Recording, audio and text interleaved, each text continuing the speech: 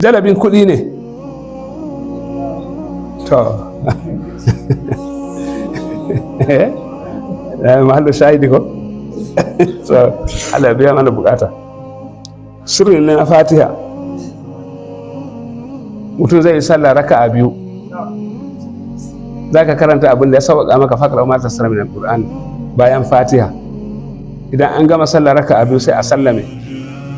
Idan ka sallame babu wani wirdin da za ka yi ko a ce sai an yi kaza sai an yi kaza. Da ka yi sallah raka'a biyu kai tahiyya ka sallame sai ka rufe idonka, kaf sai ka karanta Fatiha kafa 92. Fatiha ido a rufe kana karatun alhamdulillah daga farko har ƙarshe, alhamdulillah rabbil alamin har zuwa walabbalin amin. Dama ka riga ka yi niyya, amma idonka kam a rufe. Da ka kai kafa 92 dama ka riga ka irga casbinka, kana rike daidai kwaya 92. Kana karatu kana irge, kana karatu kana irge, kana karatu kana irge, ka kai 92.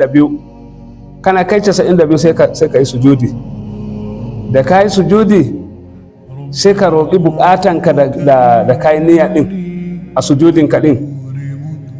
Ido yana rufe sai ka ɗaga kanka. Idan ka ɗaga kanka sai ka zauna. Idan ka zauna sai ka bude idonka sai ka karanta Fatihatul Kitabi 310. Yanzu kam idonka a bude bayan sallama ka yi sujudi, ka abin nan, ka roƙi buƙatanka, ka tashi ka yi 310. Ana so ka yi kwana biyu. Za ka yi ran Laraba daren Alhamis da ran Alhamis daren Juma'a. Rana biyu za ka yi. Idan ka yi ba za ka sake maimaita ba sai ran Laraba. In buƙatanka ɗin bai biya kamun nan ba, in kana so ranar ta biyu kuma sai ka sake yi sati na gaba. Idan kana so ka riƙe shi sanda saboda abin iya abin nan ya niƙu kawai, ka san idan ka yi da yawa sai a yi da yawa, to shi ganin sai ka riƙa maimaitawa kowane Alhamis sai ka yi Alhamis da Juma'a kana ba da sadaka. Insha Allah za ka faɗa da kanka, za ka ce ka samu sirri bi husnin niyyati, kuma an bayar saboda Allah fi sabilillahi. Kowa ya yi aiki.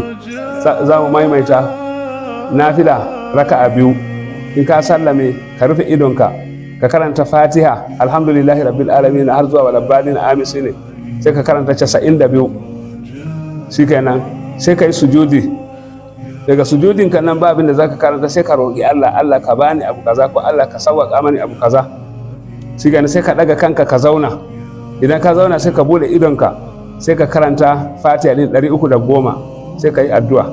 Ka yi ran Laraba daren Alhamis, ran Alhamis daren Juma'a. Shikenan sai ka bari sai Laraba mai zuwa sai ka yi. Da daddare ne za a yi. In kana so bayan sallar lishayi bar hakan nan ka yi ka gama, ko in kana so sai dare ya je kamar sa biyu ka yi, duk yadda ka yi, amma ya zama ta da bayan sallar lishayi. Allah ya biya mana bukata. Duk mutumin da ya samu wannan, ya ji wannan, idan ya rige da shi kenan ya yi aiki da shi fi sabilillah. Kana da dama maka ba dan uwanka wanda bai ji ba. Allah ya hore mana abin da zamu hidinta ba Annabi sallallahu alaihi wasallam. Fatiha salatul Fatiha.